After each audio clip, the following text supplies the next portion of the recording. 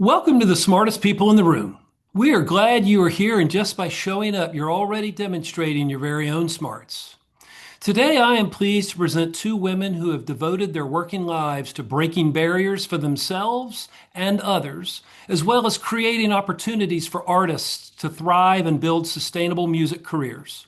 In short, they both pay it forward in all things they do. I promise you will leave here today smarter and more enlightened than you arrived. Before we get started, please let me take care of some business. First, to the audience, please feel free to introduce yourselves in the chat window. The reason we do these webinars is twofold.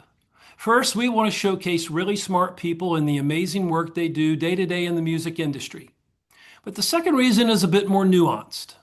Many of you know that I'm a music industry headhunter. I run the music practice at Turnkey ZRG, and I place music executives in roles throughout the industry. So by definition and function, I help people connect with companies. In this series, my goal is to help you make more connections, and I invite you to take full advantage of that opportunity. Specifically, I invite you to engage with the speakers and the other attendees in the chat of the Zoom. Please introduce yourselves, share your LinkedIn profile, say hello to your friends, and make some new ones. And also ask questions of our speakers. I promise they will respond. Also, this is very important. Please make sure your chat is set to address everyone, not just the host and speakers. I want to thank our program sponsors, for without their support, we could not continue to do this for free. Special thanks to MedJet, Turnkey ZRG, the Tennessee Entertainment Commission, Tennessee Brew Works, and my favorite industry podcast, Unlimited Supply. Also, a quick note about MedJet, the top-rated medical air transport and security response membership program for travelers. This is a vital service that will safely transport you all the way home if you are traveling and encounter a medical emergency. With all the craziness in the world right now, you just never know. So check out medjet.com for more details. So let's get down to business. In today's host seat, we welcome the amazing Leslie Fram. She's a prominent Nashville-based music industry executive and advocate for over 30 years of experience in radio, TV, and entertainment. She began her career in radio as a programmer and on-air personality, including influential roles in Atlanta's alternative music scene at stations 99X as both on-air and program director. Following Atlanta, she moved to New York, as program director and morning show personality with Matt Penfield at WRXP from 2008 to 11. She later transitioned to Nashville, where she served as senior vice president of music and talent at CMT, Country Music Television, from 2011 to 2024. In that role, she served as executive producer of the CMT Music Awards, talent booking and producing for music franchises like CMT Crossroads and more. She championed emerging artists, particularly women, by creating initiatives like CMT Next Women of Country and overseeing the Equal Play platform to promote gender equity in country music. A passionate advocate for equality, Leslie co-founded Change the Conversation and Nashville Music Equality, both organizations dedicated to addressing gender inequity in the industry. In 2025, she launched FEMCO, which stands for Fram Entertainment and Music, a creative consulting collective focused on strategic career development, artist mentoring, talent booking, production, and industry networking for musicians, entertainers, executives in Nashville's vibrant entertainment community. Welcome, Leslie. It is wonderful to finally have you as a guest on here. Thank you, Tom. Honored to be here. Right on. And joining Leslie is Bobbii Jacobs. She is founder of Wildflower Entertainment Group, where she champions a bold ethos. Leave the set trail and forge your own path. With a passion for creativity, storytelling, and authenticity, she collaborates with artists and brands to bring meaningful voices to life. Born in America's heartland and shaped by a family legacy of service and resilience, Bobbie's determination was evident from an early age. She pursued her love of music and creativity, building a career rooted in connection and purpose. With the inception of Wildflower Entertainment Group and Backstage Access Presents, Bobbii continues her mission of paving new trails for creative collaboration, inspiring others to embrace the wild, untamed spirit of possibility. And best of all, she is now a published author. More on that in a moment. It is my pleasure to welcome these two rock stars to our platform today. Take it away, ladies. Thank you, Tom. We need to take Tom on the road with us. No kidding. You anywhere. Come on, Tom. So We already see a lot of our friends in the chat. So, just a reminder is what Tom said. Make sure it's set to everyone because we want to hear from you. It's funny, Bobby, because when we talked to Tom about doing this, he said, can you guys fill an hour to talk about Bobby's book? And I'm like, you got 2 hours? I mean, how about it's three? Because we can it's just keep you and going. I. So And we can talk about this amazing event that we just did together with your new backstage access. But first and foremost, I want to talk about you and say congratulations on this incredible new book. thank you. Thank you. And, Lessons from a Shoebox, the importance of faith, family, and leaving a legacy, which we are going to get into. And I told you that I read part of it on the plane and I was sort of crying. And somebody said, "Are you okay?" And I'm like, this book means everything. And it's so inspirational. I want you to talk a little bit about your background and the running theme throughout your career. There's a lot of parallels here, which is about faith, taking a leap of faith, betting on yourself, and taking risks, which you started early on with the experiential events that you put on. Wow, that's a lot right there. As far as there's a lot of parallels. I think that like my whole life, I've always kind of gone if there's an easy way this way, I always go the more difficult one, not because I don't know. I think it's just I'm not afraid. I mean, there's a lot of things that yes, I am afraid, but I'm not afraid to just keep pushing forward and if you really believe in something. And so Yes. I've always kind of set my whole life upon, believing in people. One of my friends has this quote, believe people. And I always give people lots and lots and lots of rope instead of don't giving anybody any rope. I really believe in everyone. I really believe that people are good people. And as far as my career path, it's 35 plus years in the business. I think that's just better than saying how many years I've actually been in this business. But in getting in the business, I just really loved music, and I wasn't afraid to just kind of like ask questions and just kind of push my way through, not being annoying, I would say, or maybe some people might think I'm annoying about that, but I was just never afraid. Just ask a question. The worst thing people can say is no. And so when I started writing the book Lessons from a Shoebox, it was a very natural progression. It took 6 years to write, because I never really truly. I had this idea to write the book after my parents both passed away, and I had my son at the same time, really over 9 months. And I started writing it because I just wanted to honor my family. I wanted to honor my parents. And then it started just going, and it just started going, and I thought it was going to go this way, and it ended up going this way. And I'm very, very thrilled that it actually came out because I was sitting on it for a while, and I really believed with energy out there in the world. I didn't want to put a book out that where I wasn't completely in the right mindset to finish it. And I did. And I'm very, very happy I did. So I'll tell you, writing a book, it's got to be a daunting task that yeah. it took you, several years to do it. I do want you to tell everyone sort of, I don't know if it was an epiphany or there's a part in the book that I didn't know about that I loved where going back to, not taking no for an answer and not being afraid to ask the right questions. But there's a moment in the book where you were in Napa and you had this idea. Wow, it would be so much better if there were music involved. Exactly. And you just made some phone calls. You didn't really have a plan or a deck or anything professional.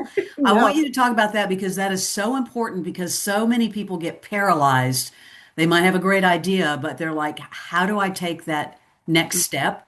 And what you did is brilliant because you just bet on yourself. So talk about that one moment. Yeah. So years ago, this is almost 20 years ago, I went to Napa and I did with my husband and our friends, and we were doing this great tasting with like this master sommelier and this like French chef and this 5-star, Michelin chef and the whole thing. It wasn't 5 stars, but it was a Michelin rated chef. And then and it was just perfect situation. It was gorgeous, beautiful day, beautiful backdrop, but there was no music. And so all I could think about is, wow, if this happened with music, it would be even more magical, because everything in life, I feel that music, it just takes the most perfect situation and makes it even more perfect. When you have a glass of wine with friends versus a glass of wine by yourself, it's even better with memories. It makes Sure. music makes memories, and it makes it just even more elevated and special. And so I did this, and I said, you know what, I really think that this could be perfect. And so I was promoting a Jason Mraz record called I'm Yours, and I called Mike Easterlin, and we're still friends to this day. And I said, Mike, I'm in Napa doing this amazing experience with food and wine. And he's like, yeah, are you drunk? I'm like, no, maybe not. And I said, but I really want to do something as a girlfriend getaway with Jason Mraz, because, it was back then, there was only radio. There's nothing else in the business to promote music. And I said, I think this could be really cool to do a girlfriend getaway, maybe have Jason, come to Napa and showcase, his music in front of like contest winners. And he goes, okay, well, how are you going to do this? I said, I have no idea. I have no idea what I'm doing. I just think that this would be amazing, because it's also with the beautiful backdrop of Napa Valley. It slows you down. It has you put your phone down and just pay attention. Mm-hmm. And so a lot of times with artists, and then I thought about all the times with artists that are in a conference room where you have artists come, they all come through, and then no one's paying attention, or the fluorescent lights are hitting the artist, and it The just worst thing ever, conference room exactly. performances. It sucks their Yes. creative juices out of their body. And Yes. so, but Napa brings them to life. And so all of a sudden, lo and behold, the magic happened. And then that was, almost, it was like 19 years ago, 19 years ago. And it happened. And so you have the background already. You worked at Hits Magazine, you worked for labels. Fast forward, you start doing these events, these experiential events with Napa as the backdrop. And it really has helped a lot of artists with, artist discovery, because you bring in influencers, you bring in a lot of gatekeepers, whether it's people from radio or brands or DSPs, Yes. and everyone is there for the music. I mean, everyone is present, is what I'm talking about, which is unbelievable. And then you have this idea, wow, why don't I bring in a country element?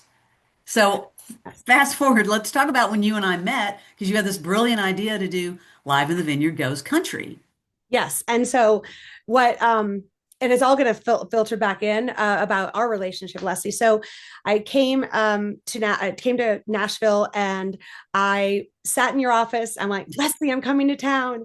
And you said, great, come on in. And I was like, I don't know anybody in Nashville, and I just love country music. And promotion, radio promotion is radio promotion. So, it's like believing in, what you're doing. And so basically, I don't know why my phone is ringing. Sorry about People technology. wanting to ask you a question. I Get on know. the webinar. Get on the chat. Get on the chat. So anyway, basically, I ended up as far as sitting in your office, and I said, Leslie, what do I do? Where do I start? And you said, oh, let me help you. And you literally did cut paste, cut paste, cut paste, and you're on your computer, and you sent out like 30 emails. And then all of a sudden, within seconds, my phone is dinging, and I'm like, oh my gosh, this is unbelievable.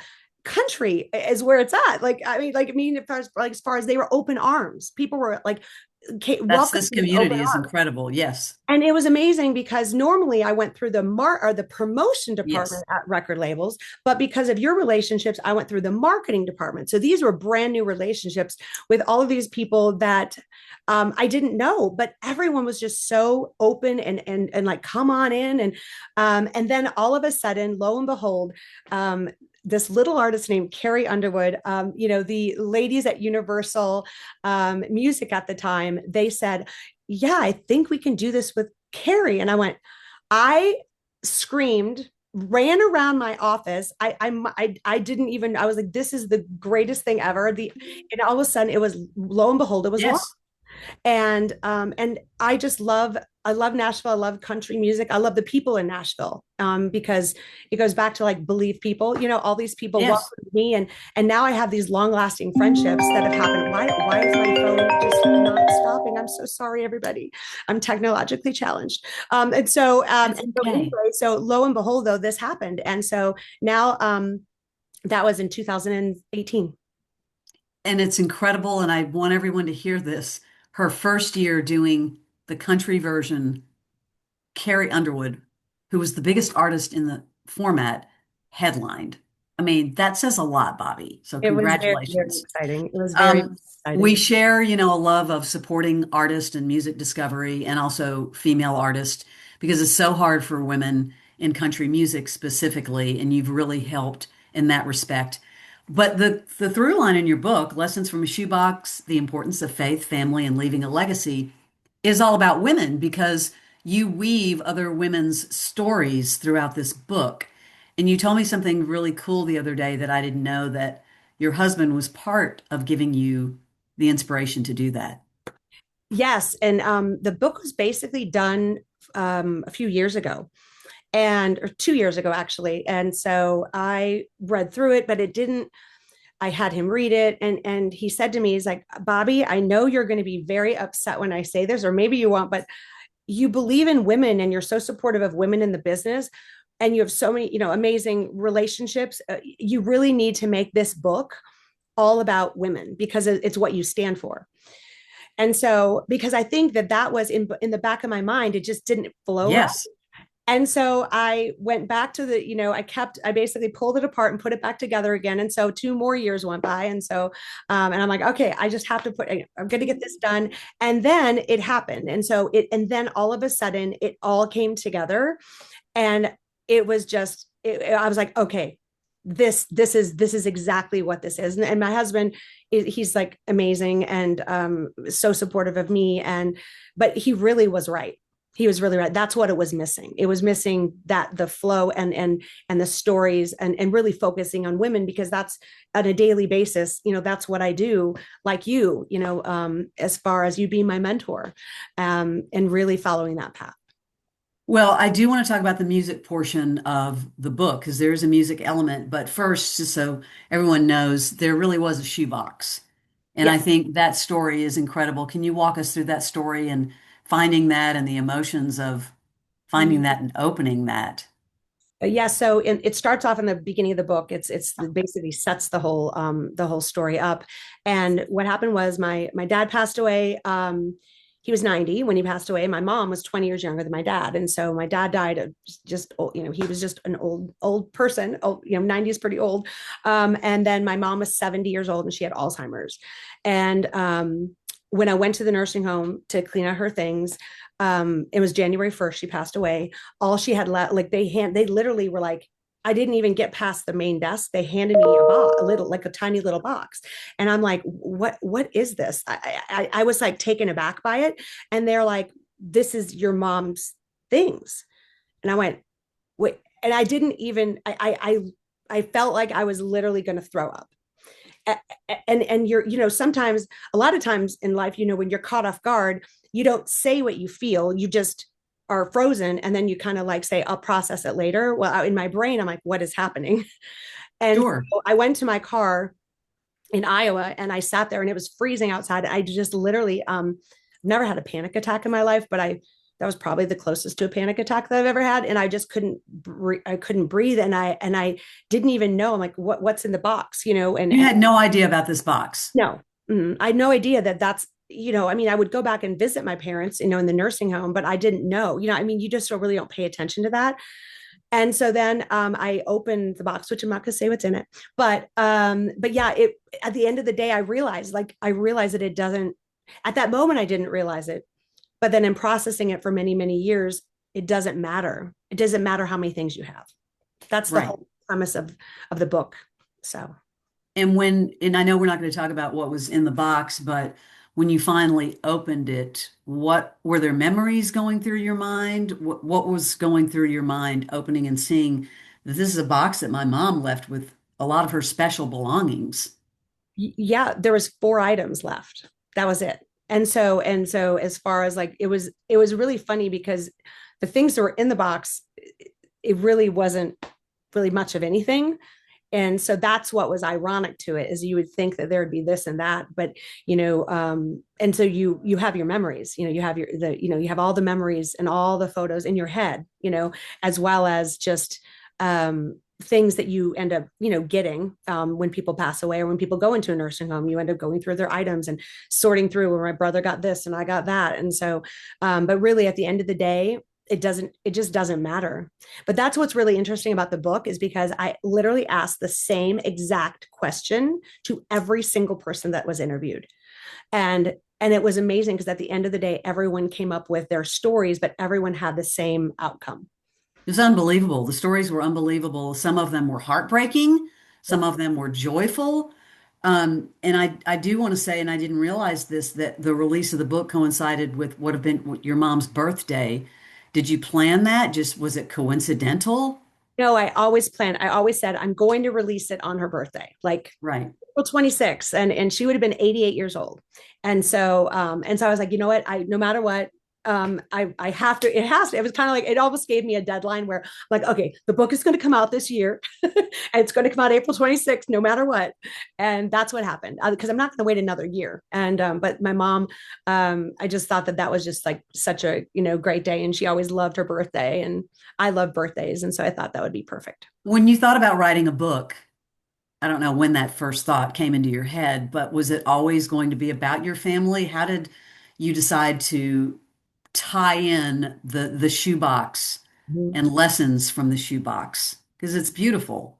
Um, my parents passed away a long time ago. It was like 18 years ago. And so I sat with this in my head for years. And, and then the thought of writing a book is very daunting. It's terrifying, Sure. actually. And I put the word out. I called my friend Anastasia and I said, do you know anybody who is a ghostwriter? Do you know anybody that can help with a book? Does anybody? And I put it out there to everybody. I set up massive emails. Does anybody know anybody that can help me with this? And then it was crickets for years. And then I'm like, okay, well, maybe it's not meant to be. But I would write notes down, and I have notes everywhere in a book, just like to capture it all.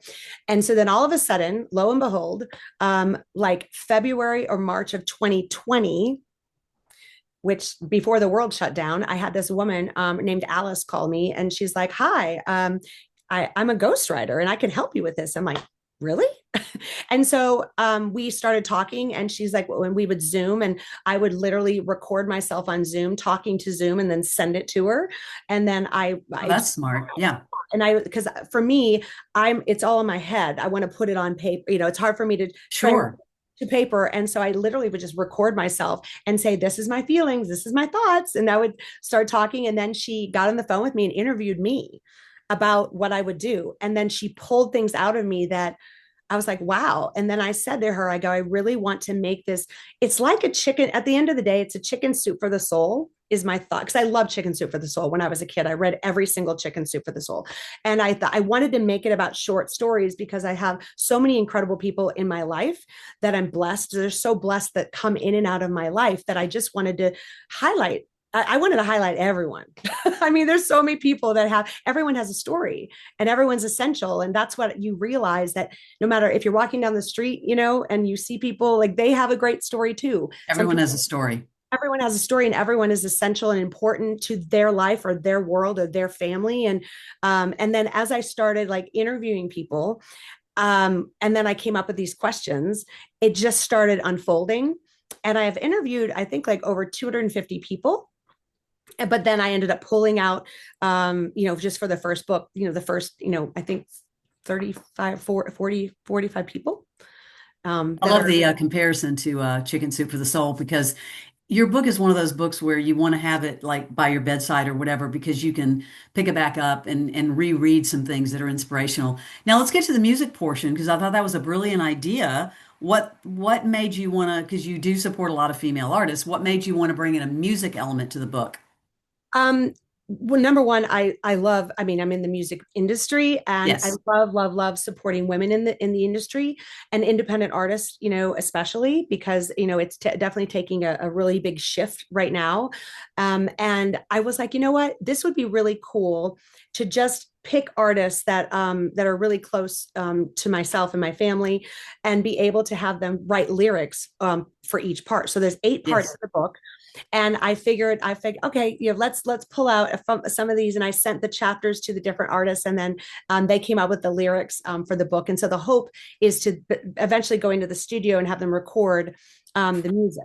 So I that would have been like, I would have released the book in like 3 years from now if that was the case, just because it's just so That's many okay. different pieces. But then I really was like, okay, Morgan Miles, no brainer, Ali Colleen, and Rosanna Brown, Kenya Reese, Aaron Yeah, I Grant. have a Yeah, great artist, Aaron yeah. Grand. Well, we have a special guest who wrote two songs for the book, and that is Morgan Miles. Morgan will join us right now. Yes, Morgan is incredible, incredible. Morgan, Morgan. Hi guys. how I are thought I you? wrote three. Did I write Oh, two? maybe you wrote three. I thought you may I have don't written know. 10. I don't know. Just kidding. How are Morgan's y'all? creative juices flow out of her, and incredible. Morgan is so incredible. Like, not just, I mean, with her voice, but she can. I've never seen this in my whole life. She can write songs on the spot, on the spot. Yes, and I witnessed that at one of your shows, Morgan. That was crazy. So You talented. literally can write a song on the spot. Somebody can give you a subject or a word, and I thought, wow, does she do improv? This is amazing. How long have you, Maybe I how should. long have you been able to do that? Like, talk us through that. I would say it's the 10-year town times two, maybe. The old school of Nashville was you write every day, you write 1,000 songs before you release one, and I think it just gets ingrained in you. You already know, just I don't know, you naturally just start even rhyming in your own head. It's sometimes ridiculous. If you ever go and just hang with the songwriter, they kind of talk in song. So it's just True, like, true. and I do feel like this, if the room's right, I do feel like a very close energy connection to people, and it just kind of feels like something is coming in, and I don't ever remember what I just sang. So there's that. Better record it when I because I have no idea. But I've always just kind of made up words since I was a little girl, and but now I kind of can formula it better. But really, it's just an energy thing. It works well when you have a very vulnerable group of people and the room feels good. I mean, that's the best night that it's flowing, when people are really quiet, sharing their stories. It's a beautiful moment. And hopefully it's like a therapy session with guitars, and just a small Yeah. part of my show, but people always say that's their favorite part. So Talk about beautiful moments. What you wrote for the book. Can you talk about the themes and the inspirations behind what you wrote for Bobbie's book? yeah, I mean, essentially, I read the chapters and then I kind of drew from that. One was a song called My Dear Friend. And when I read that chapter, it's all just about showing up and being there for your friends. And so I got really influenced because honestly, songs about friends are kind of lame, right? Like when you're trying to write them, they're hard. But Right. then one of my favorite all time songs is You've Got a Friend. So I kind of Oh, drew that's from true. Carole King. It's my favorite record. And so, yeah, I just stemmed from the simplicity of what it means to be a good friend. And a lot of that's just showing up and listening and being empathetic and compassionate. And that's truly hard to find. You'll probably only leave this life with a handful of true, true, true friends, like maybe three in your whole life. So I kind of went off of that. And then there was another one that kind of embodied all the seasons and chapters of life.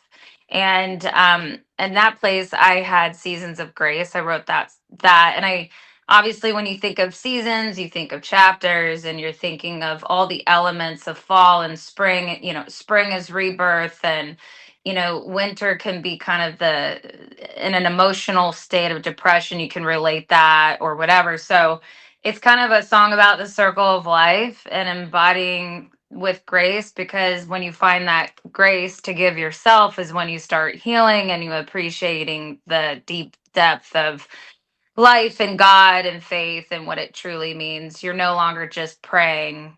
You're connecting to a whole deeper level of life. So that's what that one was. And then I think my favorite one though was Let It Go. I think that's something that is so hard to do. And that song, I just used a lot of symbolism and metaphors.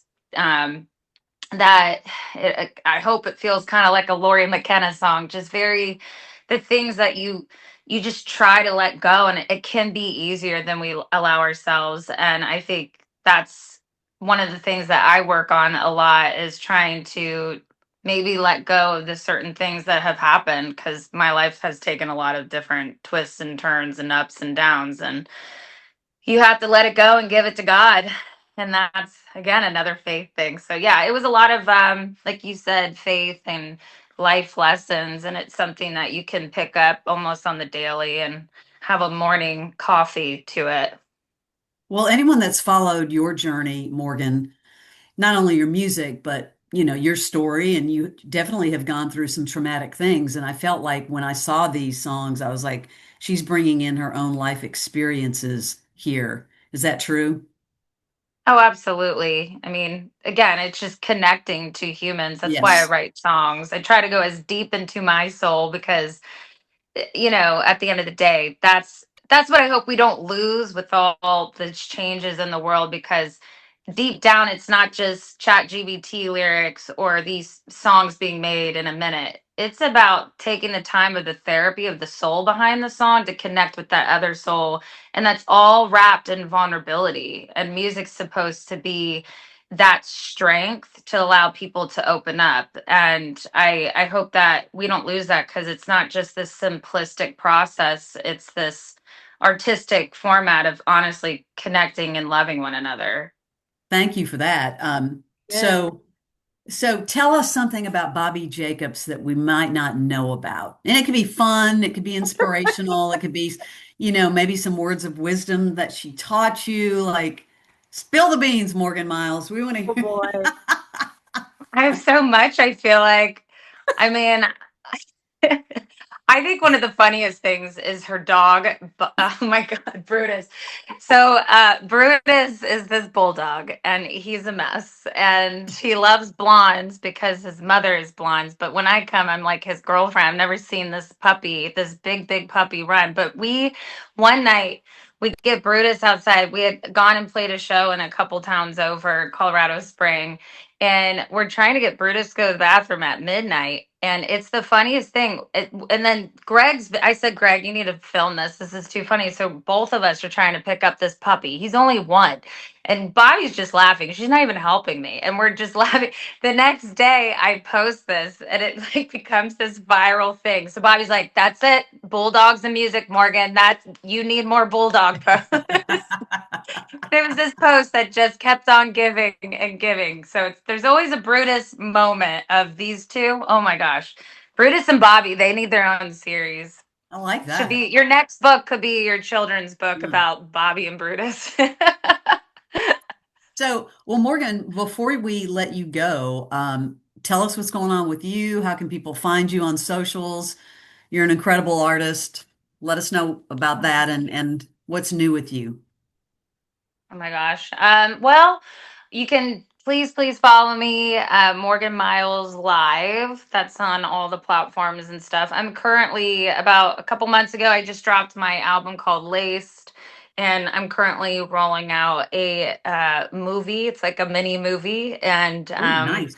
we're starting to get to the end of it, but like we have an alternate ending, but it's been fun to see everybody's reaction to it. So follow along. I'm always on the road. I'm constantly playing. I'm in Vermont right now. I've not been home for like 2 weeks. But yeah, I'm always around, and yeah, we're just keeping it going. I can't complain. Well, you're incredible. Thank you. Thank you for Thank you. You joining guys are today. incredible. Thank you Thank you for for thinking of joining. me. I love you, Morgan. I love Absolutely. you too. Oh, Tanya's there. Granny's on the go. We All got right, some y'all. people on Well, here saying they do love you. So, yes, I love you thank you. too. Thank you. I leave, right? Do I leave? Okay. Okay. Yeah, you Because can I leave. do have to go to rehearsal. I do have Okay. to go to Thanks, that. Okay. Well, I Morgan. love you guys. Good Thank luck with you. everything. Bye, y'all. So, Bobby, we are going to take some questions from everyone. But first, though, there are a couple of themes I want to talk about, if it's okay, from the book. All Sure. right.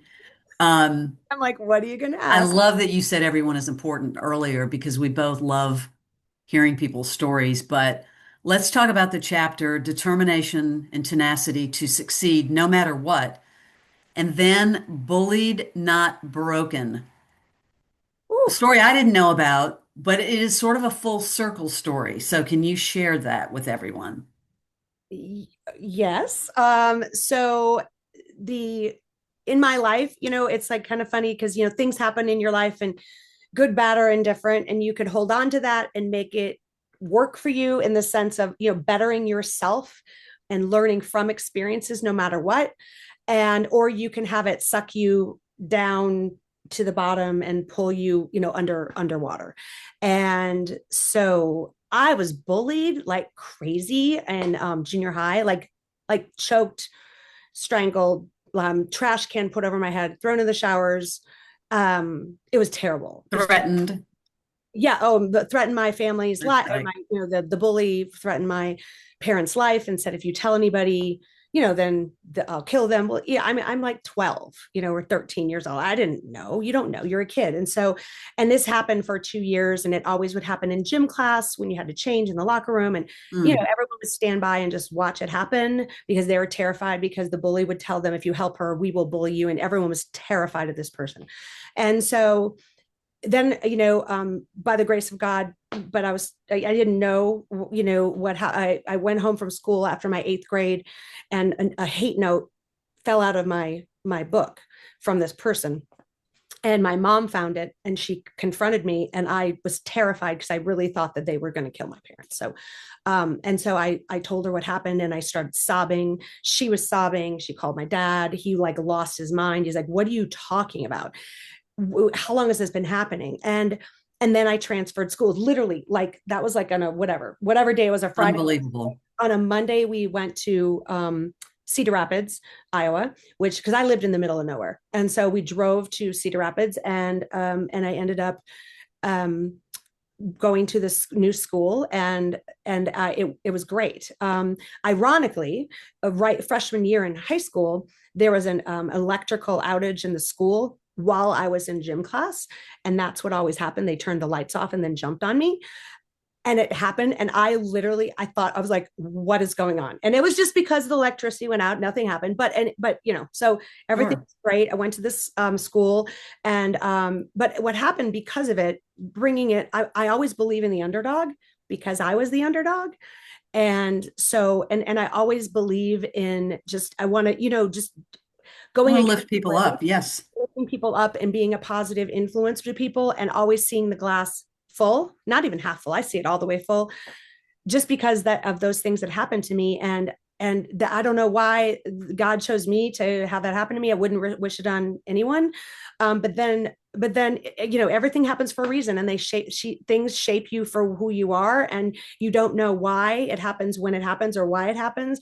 But then what happened then all these years ago, or years later, I should say, um, the person actually found me on Facebook and private messaged me, Mm.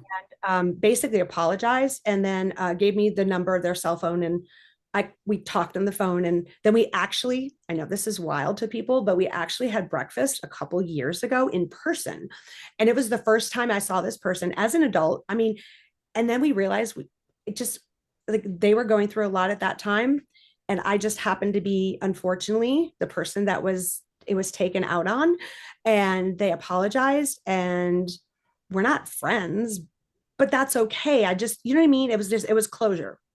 Well, the And fact that the fact that you wanted to talk to that person and then meet with them, did they ask you to apologize? Did they want an apology? Did you want an apology? no, I didn't. Okay. I actually didn't. I wasn't expecting anything except for just to know, just to, wonder, like, what are they doing in their life? And, and really, truly, it was horrible what happened to me. And like I said, I wouldn't wish it upon anybody. However, maybe it happened to me for a reason and not somebody else, because somebody else might have had depression or drugs or, whatever happens. And so truly, and now there's closure. And now I'm And not it really shaped, a lot of how you treat other people with kindness. And as you said, you never know what people are going through, and you have this empathy for people. yes. Hmm. Well, I want to fast forward to your new business. I just went to Backstage Access. It was incredible in Napa, your first one, and it was such a beautiful event. And again, you're supporting all these female artists.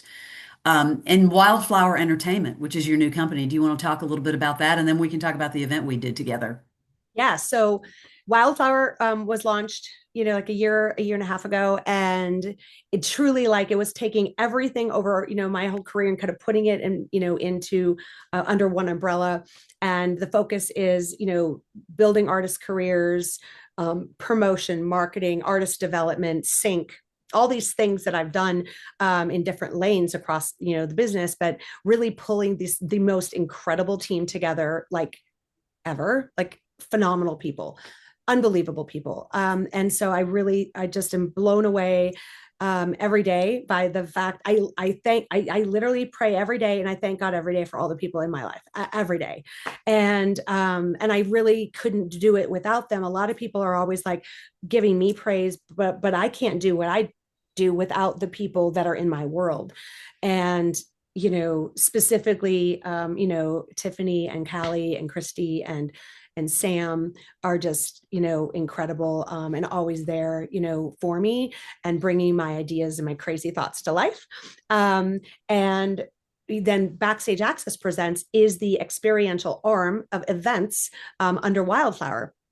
And so when we were thinking about what do we name this, what's, and I'm like, well, it's like it's Backstage Access, that's what we do. It's this private music industry event, layered, with sponsors, and partners, and how do you bring everyone together for the greater good of breaking artists' careers? Like that's what Yes. it's like how do we take, and then I go to Nashville, I go to LA or New York, and I go to all the labels and managers going, what are your priorities and what's the focus, and how do we bring this together, and then we identify the lineup. And then now what's really really amazing is the artists that are a part of it. It used to be a lot of major labels, being predominantly like 99.9% of Mhm. all the artists. Now over the course of the last really 3 to 4 years, it's really 50-50 or even 60-40.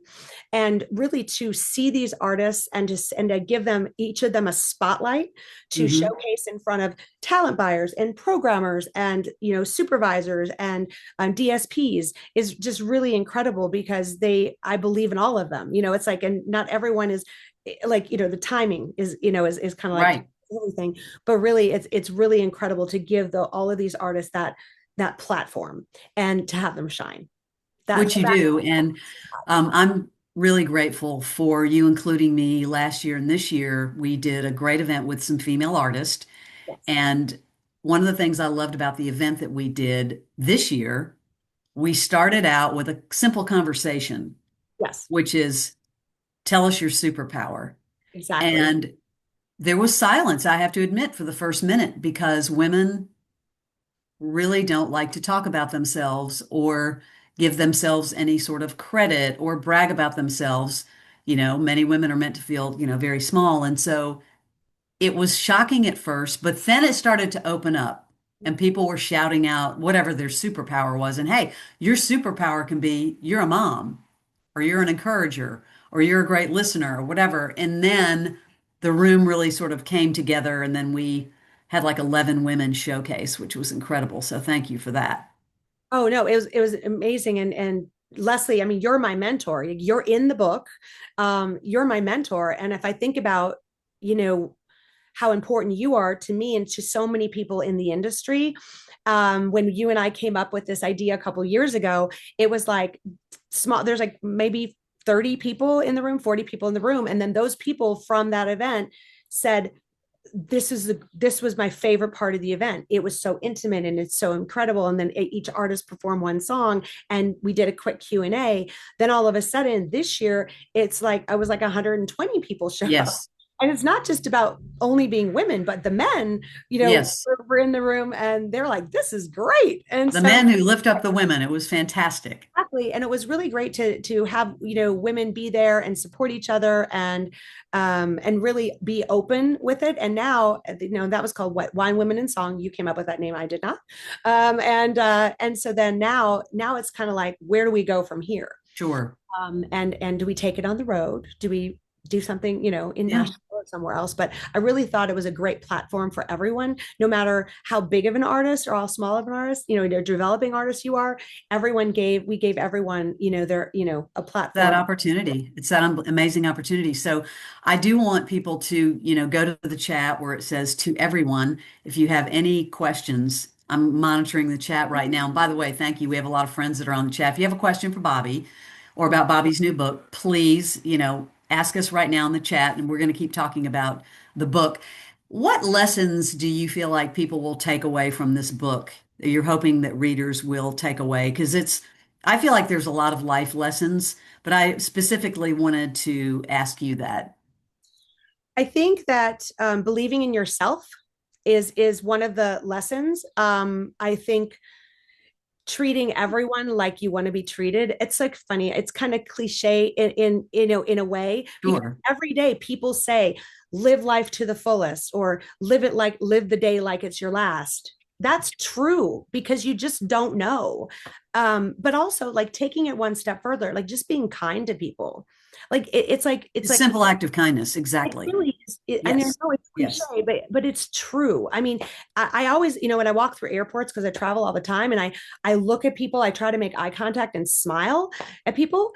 99% of the people will smile back. And you never know, what days are people having a bad day? Do they have something going on? Of course, that you don't know about. Not everyone's, like it's like everyone has, things. They have stuff going on, good, bad, or Yes. indifferent. But I like to say, give people grace. I also, someone told me this a long time ago, it's like, when in writing this book and in talking to people, it's like people aren't mind readers. So, when people have good things or bad things happen in life, or they're stressed, you just don't know. You don't know what people have going on. And so, with writing this book and putting it together, I really think that I want people to walk away and being it, like you said earlier, putting it on your nightstand and opening it up, Yes. and reading through a couple of these, stories that kind of inspire, and really, at the end of the day, it comes back to living your days, on that higher level, and being aware and open, with your heart, and helping people, and believing in what you believe in. And really, it's like, if everyone did that, my gosh, the world would be a better place. And but really walking away with really those thoughts, like constant, like kind of Sure. thoughts. Um, Martha Moore said she just ordered your book. Thank And you, Tom Mark. put a link in here in the chat of, yes, Allie Fenwick, thank you. Love listening to thoughtful, creative women in country and Americana music. New York City-based artist manager here with a roster of 5 country and Americana artists, excited to connect with you guys. Oh, we will connect with you. Are you kidding? Yeah, if you have a question, please ask. The other thing I wanted to talk about was Bobbii Jacobs, the wife, the friend, the mother, because you talk about in the book, you talk about it's not quantity, but quality. Your kids taught you how to be flexible while also knowing how to set boundaries. Talk about Bobbii, the mom, and what you've learned about being a mom, honestly. The greatest thing ever. I just had breakfast with my older son, because I'm on the road. I'm in Grand Junction, watching some baseball, because everyone knows that I'm a baseball freak about baseball. Both of our boys play baseball. But the hardest thing is, when I had kids, I was a working mom, and I had to travel, and work. I was an entrepreneur, and it was really hard. It was the guilt. There's so much guilt in being a mom, in working mom. And I started, realizing that I can't be there for everything. But when I'm there, I just have to be, I want to be present as present can be, but it's hard. It is so hard.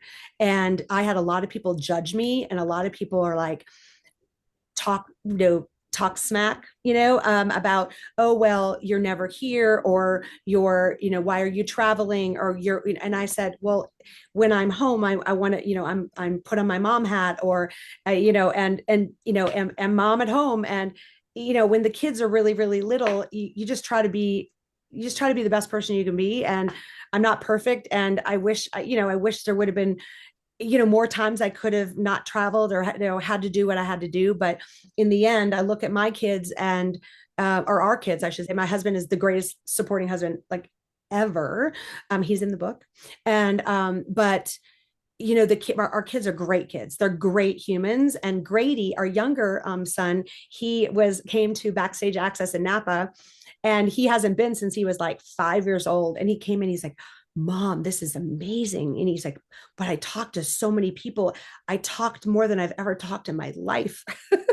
So, and but being now that they're older, they now realize the sacrifices that I had to make. And I just try to do the best I can do. Well, that event, I mean, there's so much coordination because there are events that go on throughout the day. Obviously, you have an incredible team, but you did use that word present a few minutes ago, and you maintain that throughout the event, though. Like when you're talking to people, you're present, even though there's a million things going on, and you're trying to be, air traffic controller. Is there any sort of piece of advice you can give people who, want to learn how to be able to do that? It's interesting. A lot of people say, I just met somebody and I forgot their name.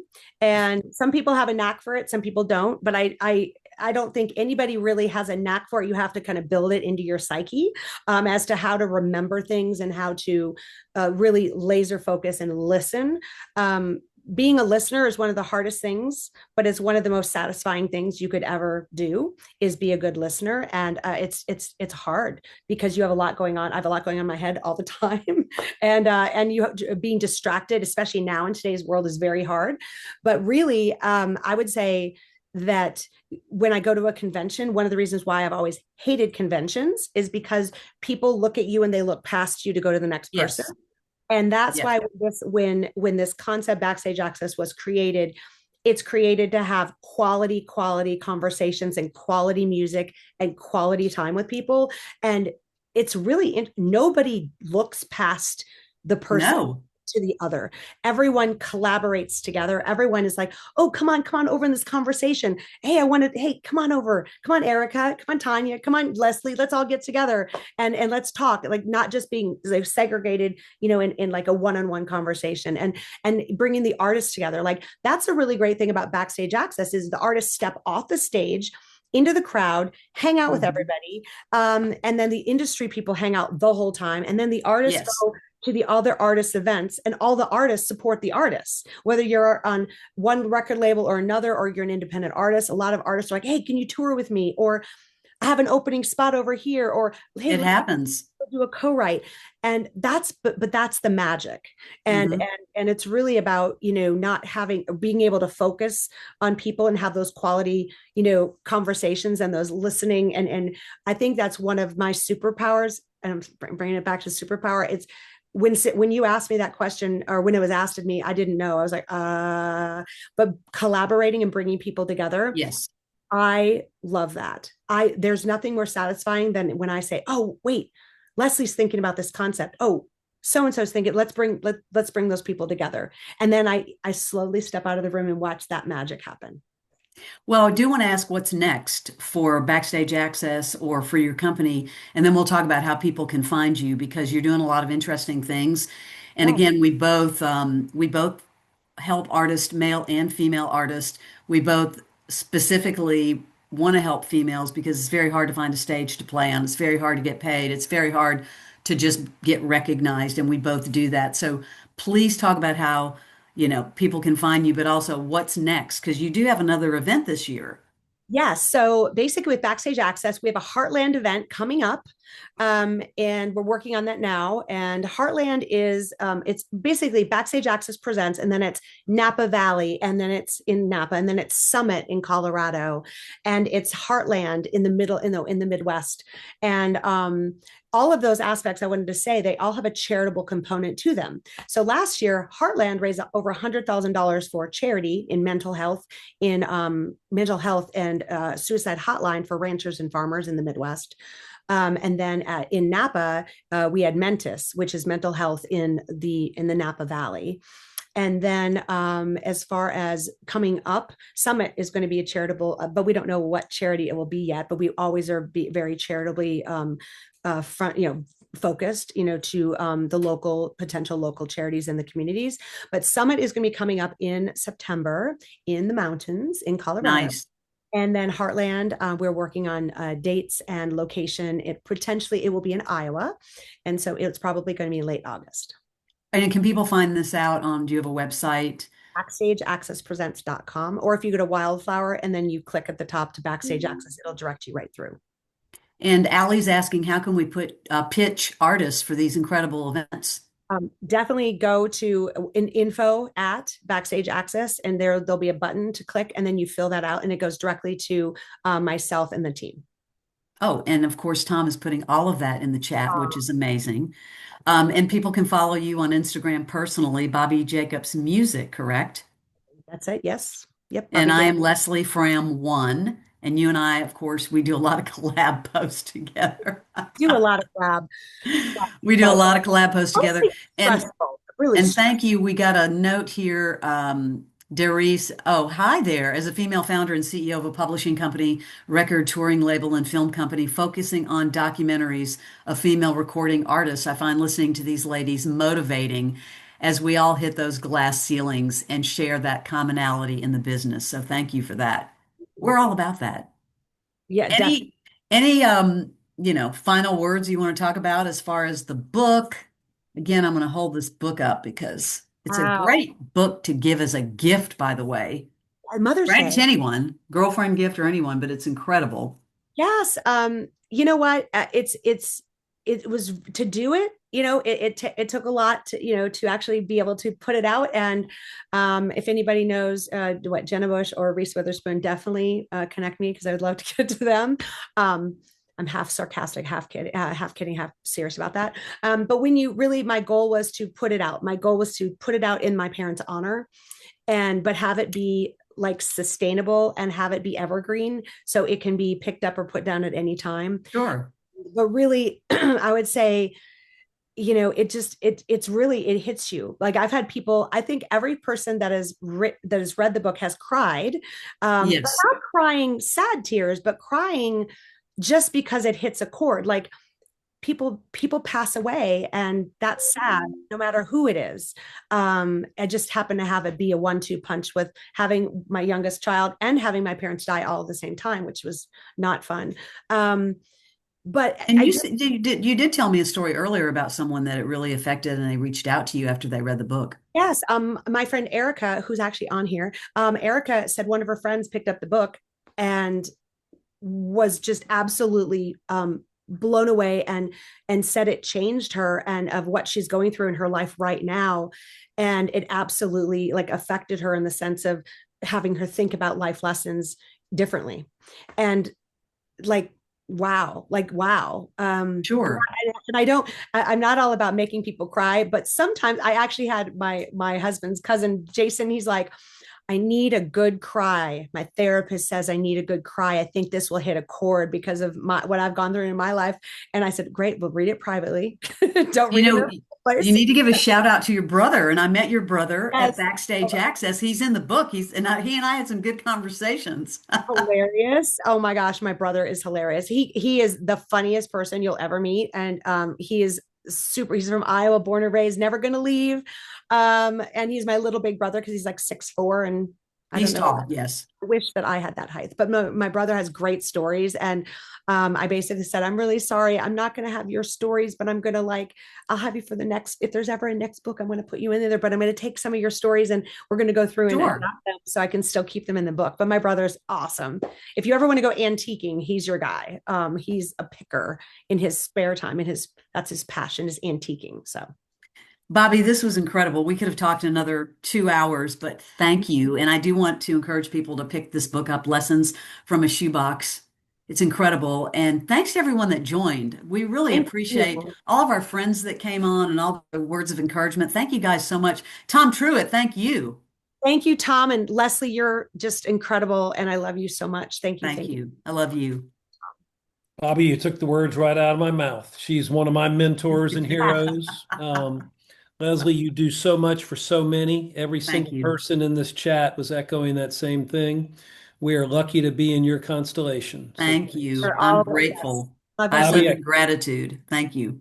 Bobbii, I so admire the work you do. I've been stalking you as a guest on here for quite some time. it took Leslie Fram, of all people, to lure you in, and I'm so glad she did. Oh, But I hope to see you at your event in the Rocky Mountains in yes, September. yes, thank Um, to the audience, I promised you would leave smarter and more enlightened than you arrived. Yes, we did that, didn't we? Thanks to these ladies. And really appreciate the audience participation. We're off next week because we've got Music Biz in Atlanta, and we'll be back in 2 weeks. Meanwhile, be nice to each other. thank you, everybody. Thanks. Bye. Bye bye. Thank you.